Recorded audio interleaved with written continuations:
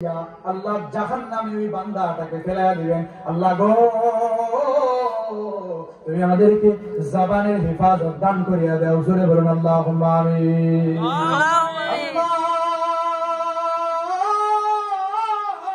তুমি আমাদেরকে ওই জাহান্নাম থেকে হেফাজত করিয়া দাও। আওয়াজ বন্ধ নয়, জোরে চিল্লা একবার পড়া যাবে। আল্লাহুম্মা আমিন। ঈমানের নিরাপত্তা, জবানের হেফাজত দান করেন। জোরে বলুন আল্লাহুম্মা আমিন। আমরা বর্ণনা শুনছিলাম কি সম্পর্কে? জবানের হেফাজত সম্পর্কে, মুখের উপরে তালা লাগাইতে হবে এই সম্পর্কে।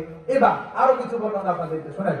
সুনানে তিরমিজির বর্ণনা, হযরত আবু হুরায়রা রাদিয়াল্লাহু তাআলা বর্ণনা করেছেন। عن أبي هريرة رضي الله تعالى عنه قال سيد الكونين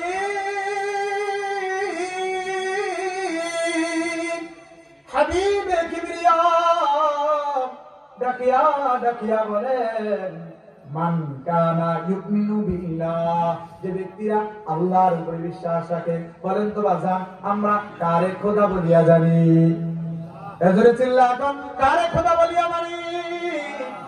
জবানে একবার চিৎকার করে আমার আল্লাহ জপেন না, নামটা জপেন না, চিৎকার করে কোন আল্লাহ, আল্লাহু আকবার, কোন আল্লাহু আকবার, আল্লাহু আকবার। আল্লাহ পাক রব্বুল আলামিন আপনাদের ঈমানের মধ্যে নূর দান করেন। জোরে বলুন আল্লাহুম্মা আমিন।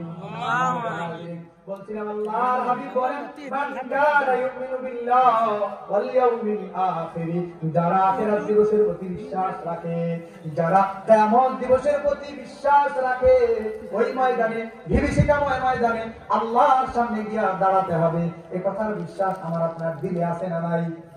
জোরে কোন আছে না নাই? নামাজ যে বেড়ায় পড়ে না, ওর কিন্তু দিলে বিশ্বাস। মরা থেকে যেহেতু বাঁচা যায় নাই, আখিরাতে কিন্তু আল্লাহর সামনে গিয়ে দাঁড়ানো লাগবে। এজন্য আল্লাহর হাবিব বলেন, যে মানুষগুলো আখিরাতের প্রতি বিশ্বাস রাখে, ফালইয়াকুল খায়রা, ওরা যেন কল্যাণের কথাই বলে। কথা বলবে তো বলবে, ওরা যেন কল্যাণের কথা বলে। যদি কথা বলে তাহলে যেন কল্যাণের কথাই বলে। ওয়াইল্লা ফালইউমসিক আনিল কালাম, অন্যথায় যেন চুপ করে থাকে। কথা যদি না বলে তাহলে যেন, কল্যাণের কথা যদি না থাকে তাহলে যেন চুপ করে থাকে। এবার এই হাদিসটা মিশকাতুল মাসাবিহের মধ্যে এসেছে। মিশকাতুল মাসাবিহের সারা গ্রন্থ মিরকাতুল মাফাতিহের মধ্যে ইমাম নববী রাহিমাহুল্লাহ উনি এই হাদিসের ব্যাখ্যা করেছেন। ফামানা, এই হাদিসের ব্যাখ্যা হলো এটা,